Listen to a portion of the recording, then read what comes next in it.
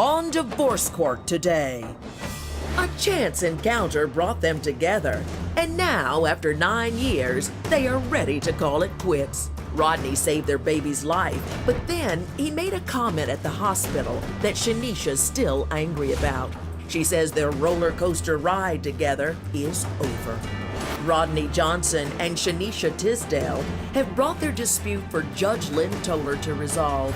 Testimony in divorce court starts now. Mr. Johnson, you say that from the moment you met Ms. Tisdale, it has been a roller coaster ride, and after 9 years and 2 children, you finally want off. Why don't you tell me how this roller coaster started? Well, good day, Your Honor. This is lovely meeting you. Good to meet you too, Mr. Johnson. Won't help you none, but thank you. Thank you for letting me know. I gotta give it my all, you know, to be super honest with you. But starting from the top, my main goal is to try to decide on if I want to be with this young lady forever. We have 2 kids together. I proposed to her 2 times. I have a ring right here that I do plan on giving her. I've given her 2. Now, Mr. Johnson, let me ask you something. This is divorce court. Right. You come in here and pull out an engagement ring. What would you like me to do? I mean, I thought you wanted to get out. You wanted me to give you some of her stuff. I do, but I just want your opinion because I honor your opinion. And this is the 2nd engagement ring that I gave this woman, and I did take back. It was very immature, but like you said, the roller coaster is going up and down, and I just need your advice if I should. But put the ring down. Okay. Put it back in my pocket. Put it back in my pocket. Put it right on back in the pocket. Okay. Tell me about the ride. Okay, well, it starts off about 9 years ago. She was working at a restaurant. I happened to come in a restaurant. I usually go there all the time. I've never seen her before. So when I seen her, we locked eyes, and I asked her a question like, do you do bad things? It sounds crazy, I know. But it's a line, I get it, I understand. You were trying to, We're in a courtroom, so you can use your imagination, you know. It's a lot of things that people do that are considered bad. So, I mean, that broke the ice, and we had a conversation, and later on that night, after work, she came home with me, and she basically never left. And, Hold up. You mean to tell me you meet a man that says to you, do you do bad things, and by the end of the day, you're alone with him at his house? Yes. How much sense does that make? I mean, I see that it turned out okay. He wasn't Ted Bundy or anything, Right. but because you're still here. No, not at but all. doesn't that cause you some concern? Not really, because when I locked eyes with him, it was like love at first sight. You know, I don't know, it was something about him, you know? You could tell when he said it, he didn't do it all. He doesn't do it often. Might I say this, Ms. Tisdale? Yes. They said Ted Bundy was quite a charming young man. They said that women were falling from him as he was being sentenced to death for multiple murders. Some woman showed up and asked to marry him. Yeah. You know, just because you're smooth and cool and all that, don't mean you're not a serial killer. I understand. But Mr. Johnson, when did things start to get funky? Well, the first, say, year and a half, it was smooth. I mean, because she had so much love, trust, so it was easy for me to be myself, easy for her to be herself. We didn't really have any problems. A little shortly, after about 2 years, that's when the problem started. A lot of family members, a lot of other people's opinions, a lot of the trust started going downhill. Give me an example of a situation where what someone said or what you saw or, caused you to be upset about and have trust issues with her. Well, it wasn't really trust issues with her, it was trust issues with me. She didn't trust me as much as she did in the beginning. And it may be because of the repetition. Like when she calls, she doesn't call once, twice, 3. She calls 60, 70, 80 times. In a day? In a day? No, in about 5-minute period. I mean, we have smartphones now. You know how you have redial, to redial, so easy, redial, so easy to do redial. it, you know, and right back, Are you right blowing back. up the man's phone? Yes. What are you looking for? I'm looking for him to act like he care. Sometimes he just seems like he don't care. I don't know what to do. It seems like. What does he do that makes you think he doesn't care? Or what does he not do that makes you think he doesn't care? The way he reacts is not what I want. He's not affectionate enough for me. You know what I mean? I need comfort. And you think calling him 70 times in an There you hour go. is There you going to go. make him come home and say, "Ooh, baby, I love you." Is this how the reasoning goes? No. I mean, I expect him to be more understanding. You know what I mean? Like, That's hard to understand, though. 70 phone calls in an hour. I just want to say that. And I'm going to ask you this, Mr. Johnson, because clearly this is a symptom of, apparently she's got a bit of a temper. yeah. Oh, you notice already? Well, the 70 phone calls in an hour, those usually come together, a Right. temper and 70 phone calls. You give me a couple of examples where she's gone off the deep end. The deep end. I can give you a simple example to where it starts. She Okay. complains about nothing. Okay, we could be sitting at the house and she could be like, "It's hot, it's hot, it's hot." And I would look at her and say, "The AC is right there. Just turn it on." And then she would get on my head about, "Well, if I wanted to turn the AC on, I would have did it." I'm like, "Well, why are you complaining that you're hot?" It's no like ending to it. It's continuous. Just like the repetitive phone calls, it doesn't stop with her. That is the problem. She doesn't know how to pump her brakes at certain times. She let her emotions get the best of her. And it seems like that's what she knows as normal. And all I've been trying to do is try to show her that's not normal. We need to understand what we think is normal so we can be on the same page. Ms. Tisdale, do you agree with him that you do get upset easily and over small things? Yes, I do. I'm And why do you think that is? insecure.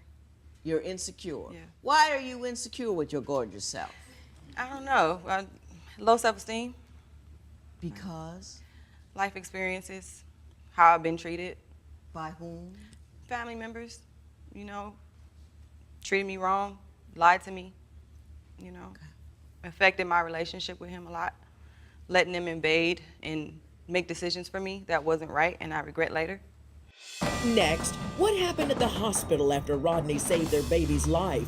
They got so out of control, police were called to the scene. Are you considering marriage but aren't sure that your intended is really right for you? Call toll-free at 1-877-311-2222 or visit our website at divorcecourt.com. Become a fan at facebook.com/divorcecourt. Real people, real conflict, real judgments. Divorce Court continues. Ms. Tisdale, you say that Mr. Johnson made a comment so ridiculous during one of the most stressful points in your life that you actually left him over it. Why don't you tell me what was going on and what he said? Well, actually, my daughter, when she was born, she was 12 days old and she stopped breathing. She almost died. He gave her CPR, and when we went to the hospital, we got into an argument because he said something so stupid and dumb. But what did he say? He gonna tell me that if my daughter turned out like me, he don't want nothing to do with her. So we got into an argument, we got into a big fight. I got angry with him because my daughter's laying in the bed, almost dying. And Go ahead. and you say something like that to me. In the midst of this, we're supposed to be together and, you know what I mean, loving each other, and it was just crazy. And then they had to escort the police into the security into the hospital. And Now, take who him. was escorted out, him or you? Him. Between the time he saved your daughter's life by giving him CPR and he made that off comment, no doubt about it. Very Not the wrong. thing to say when somebody's kid's looking I at, agree. you know. I agree. What had you done? I didn't do nothing. I don't even know why he would say something like that in the midst Were of you arguing at the time? No. He just said it. I don't know if he was thinking about all the past stuff that we've been through, or if he was angry, or if he was, because it's a lot of times where he don't want to be with me and I have to beg him to be with me, be with me, you know, because I really believe this is the man of my life, you know? Right. And it got out of hand, and for him to say something like that. Yeah, that was deep and tired and wrong. I mean, I gotta applaud you. You saved your daughter's life. Well, I mean, woo! Makes you Superman, but you lost your cape when you said that. Right. Ms. Tisdale, let me ask you a question. Do you ever forgive anybody for anything? Yes. You don't harbor? Maybe a little. I think you harbor. I think you never get over anything. I think he forgives and you harbor. Yeah. And so what happens is you're mad about A or you're mad about M and then you have to bring up A through N while you're talking about M. He's got to pay for everything he did every day. Am I right with that? Yeah, you're right. You're right. Am I right? Yeah, she just likes to talk too much. Like if she stopped. Talk too much? Yeah, if she stopped a little bit and thought about what she was saying, we wouldn't have the issues we have. You know what I mean? Like just for instance. Is it my fault that you don't understand me? I mean, but I'm trying. That's the problem. You don't understand me. I try to understand. Let me ask you this. I try. How logical are your arguments? There you go. There you go. When divorce court continues, can Shanisha find a way to get her irrational anger under control? Do you think this couple can stop arguing and patch up their relationship? Call 1-800-282-1991 to vote now and see if America agrees with your opinion. You'll also receive some valuable offers. Call now, 1-800-282-1991. If you would like your case heard on divorce court, call us toll-free at 1-877-311-2222 or log on to our website at divorcecourt.com and join the conversation on Twitter at Divorce Court. Divorce Court continues. I take it from your response, Ms. Tyndale, that you do acknowledge or realize that logic is lacking in your responses. Yes. Do you know why you're like that? Because we see that you're the problem, right? Yes. I mean, I just want to make sure everybody's on the same page. He's not perfect, but he makes regular mistakes. You the problem. Yes. So let's talk about the problem that you are, so we can. Cause we don't talk about it, we can't fix it. Right. And tell me, why do you think? Have you been cheated on? What you talked about your family members doing things to you? What's up with that? I was 16 when I met my dad. I was told that he didn't exist all my life until I was 16. And then all of a sudden, my pops dad, up. Right. And that put a huge hold on me growing up. The trust, the lying, you know, and I guess I carry it on throughout the years and then being in relationships, cheating and all this stuff. And I think I brought the issues that I had into our relationship and it's affecting it. So you're always playing defense. Yes. You're always you got your dukes up. You know, you ducking and dodging, and the minute like something look like you, boom. Yep. Ready to go. Ready to go. Brilliant. You are brilliant, Judge. You're hitting the dead on. Like, I promise you, you're hitting it dead on. That's why I wanted to come to this show. No, you think I'm brilliant because I agree with you. No, it's not that. It's not that. I mean, I said I'm gonna try my best not to say the crazy word, crazy or crazy. She's not crazy. She's just scared of change. She's just terrified of change. Can I say a little quick thing that happened the other day? We're walking, and a car almost hit me. We're moving on. We're halfway down the block. She's still talking about the car that just hit me. Well, is he crazy? Why did he move? Babe, we already moved on. Yeah. All my parts are here. You know, I'm here. It's good, and I got here, and I'm okay and she's with it. Still talking about it. You know, like agitating the thing. And she needs to understand avoiding the problem doesn't mean that we're not going to resolve it. But avoiding it until we're settled, we're calm, we're in a cool manner. So you can have a meaningful, productive conversation as opposed to a screaming match. Right, and that is normal to her, the screaming match. Okay. Top of your lungs screaming, not just screaming, top of the lungs. Ms. Tinsdale, the remainder of this session, I'm going to be talking about coming back from praising, okay? And I'm talking to you, and I want to say, first of all, To me, crazy is not an insult. I've been called crazy. It don't bother me at all.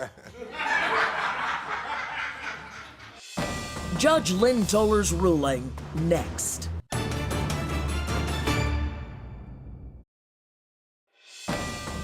Divorce Court. Judge Lynn Toller's ruling right now. People used to be afraid of me.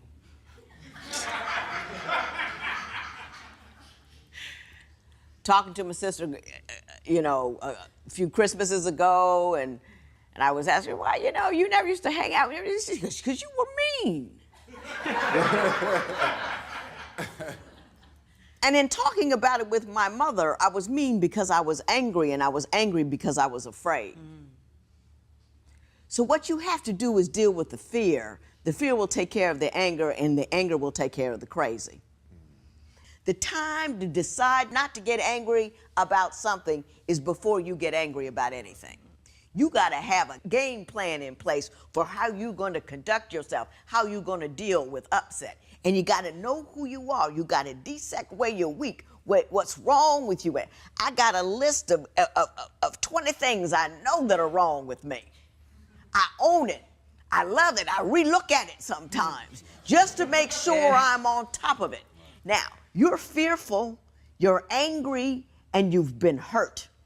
And you're afraid that if you do not knock somebody out, verbally or whatever, that they're gonna take you down. So that's how you respond. So you got to own that every morning. And then you have to say to yourself, self, today, just today, I'm not gonna get angry. Just today. Don't worry about tomorrow. And you got to let the first wave pass you by. Say, what I'm gonna do today, he says or does something I don't like, I'm gonna do like this. It's a ridiculous thing to do, but do it anyway. I surrender. Just surrender, not to him. You surrender to your better self. I surrender. And then you sit down, and you cannot speak until you're not angry anymore. You won't be able to do it the first couple of times, but after a while, after a while, and then at the end of the day, you gotta debrief your crazy. You gotta sit down and a piece of paper. Nobody believes in paper no more, but I do. Write down his. My big bugaboo is worry. I have a list. What I worried about. And then I put a line. And that said, what really happened? And when you read it at the end of the week, you feel stupid. I worried about this all day long, and that happened. Wow. And if you keep writing that down, I yelled at this guy about this, that, and the other thing, and it wasn't even important. You see what I'm saying? You need to work your situation. You need to handle your crazy. You need to handle your fear. And once you handle and you work at it, because you can do it. You see what I'm saying? Believe in it.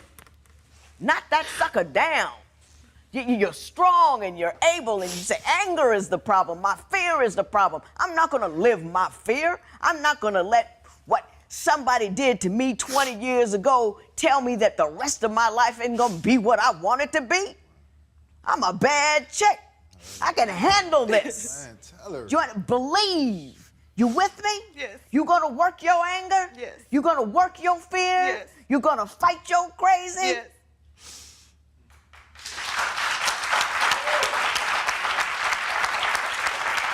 Now look here. This is divorce court. I don't do engagement in here, except for when I'm doing it. But, when you get out in the hall, go ahead and give her that ring. Oh, yeah. This matter is adjourned.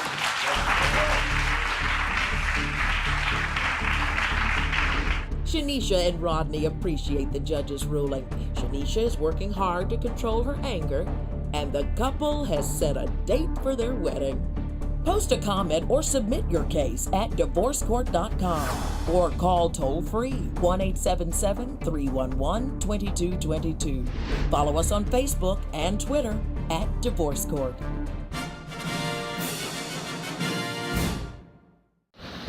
मैंने आज एक बात सुनी कि ज़िंदगी में आप मुखलिस चले होंगे, बहुत ज़्यादा मुखलिस चले होंगे, बदले में आपको इखलास नहीं मिला होगा, धोखा मिला होगा, बेकदरी मिली होगी।